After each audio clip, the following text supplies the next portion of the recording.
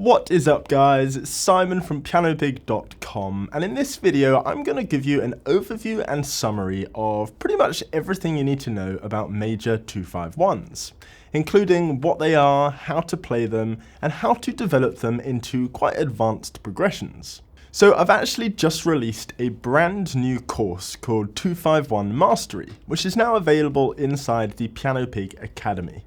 And this video is just compiled of different clips from the first module in that course.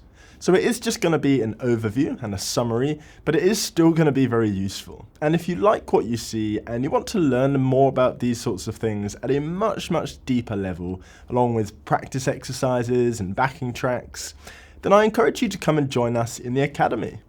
This course is available right now along with 10 or 15 other courses that I've made over the years, and it would be awesome to see you in there. But for now, let's just have a sneak peek and learn about 251s and what we can do to develop them. Let's do it! So what is a 251? Let's break it right down as basic as we can possibly get and start building the foundations from there. Let's take a C major scale. And now let's build a triad from each note of that scale.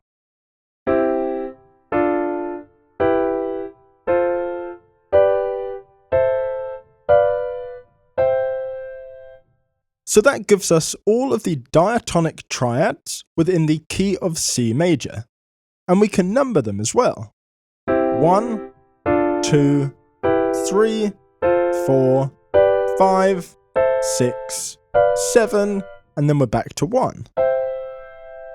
So a 251 in its most basic form is simply chord 2, D minor, followed by chord 5, G major, followed by chord 1, C major. And that would give us a 251 in the key of C major.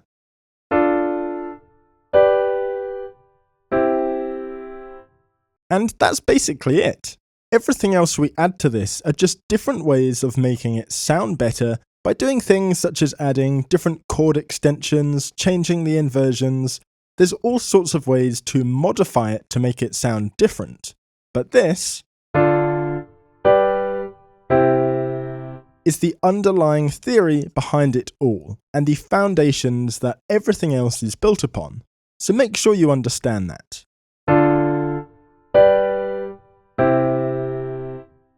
So in jazz, we have our D minor 7, and then our G7 in its second inversion, followed by our C major 7 in root position.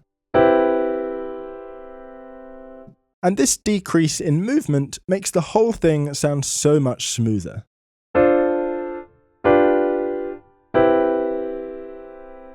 So what we're going to do now is extract the 3rd and 7th from these voicings.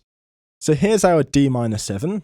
And if we take the 3rd and 7th, we get this.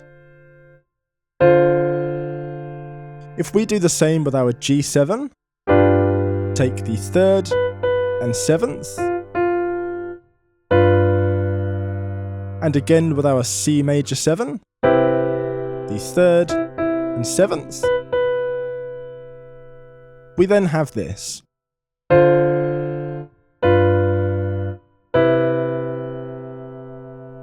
And doesn't that just sound lovely?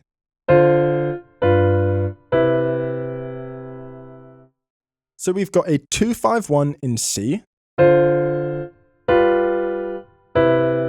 then a 251 in B flat. And to get to the starting chord of C minor, all you need to do is move everything down in your right hand, down by a half step. And from here, we just follow the same pattern as before.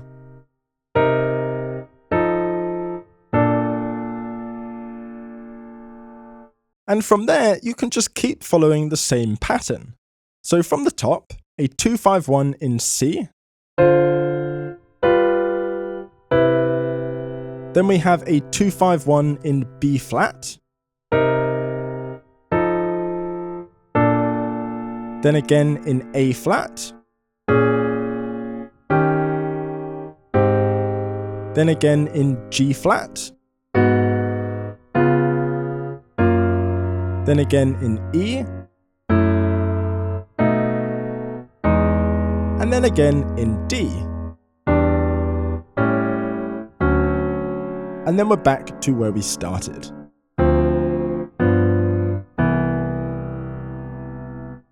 So you'll notice that we only In this lesson, we're going to be learning the most common ways of playing a major 2-5-1.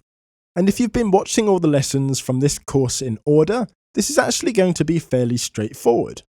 Here is what we've learnt so far for our Type A 2-5-1.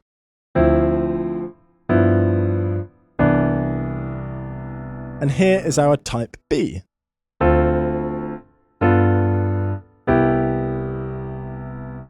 We've added one extra chord extension into both of those from our original way of playing it as just thirds and sevenths. What we're going to do now is take both of those extra chord extensions we've added and put them together. And that's going to make our Type A look like this.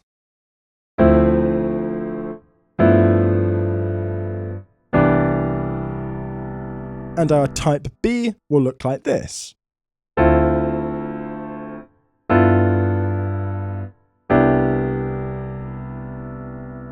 And that's essentially the extent of this lesson. All you need to do now is spend many hours practicing those voicings using the same exercises as we've been using previously. So let's go through those now. I'll demonstrate. A very common way to spice up the 2-5-1 progression is to add extra tension to the dominant 5 chord. One way we can do this is to turn it into an altered dominant, which basically just means to add some altered chord extensions onto it, such as the flat 9 or the sharp 5. Any extended chord tone which will give it more dissonance. It's important that the 3 and 7 remain as they are, as this is what defines the chord as a dominant 7. But other than those, you can basically just add whatever you want. So in this lesson, we're going to be transforming our dominant chords into dominant 7, flat 9, sharp 5 chords. And that's going to sound like this.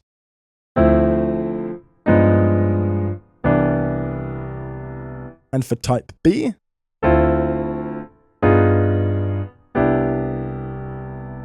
so you can really hear a huge amount of dissonance in that 5 chord, which then resolves to the 1.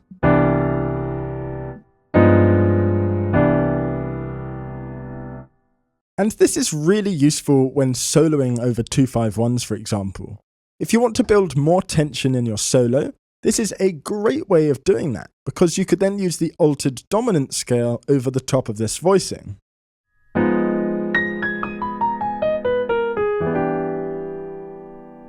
So how do we actually play and incorporate this altered dominant voicing into our 2-5-1 progressions?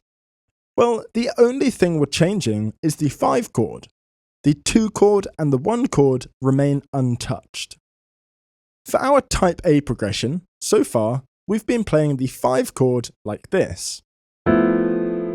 We've got the 7, 9, 3, and 13. And what we're going to do is take out the 9 and the 13, leaving the 7 and 3. And then we're going to add in the flat 9 and the sharp 5.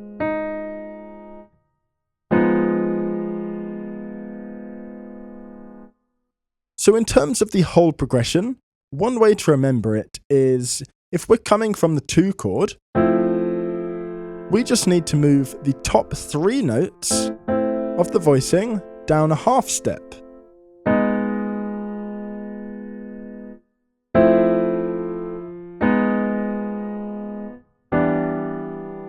And that's it.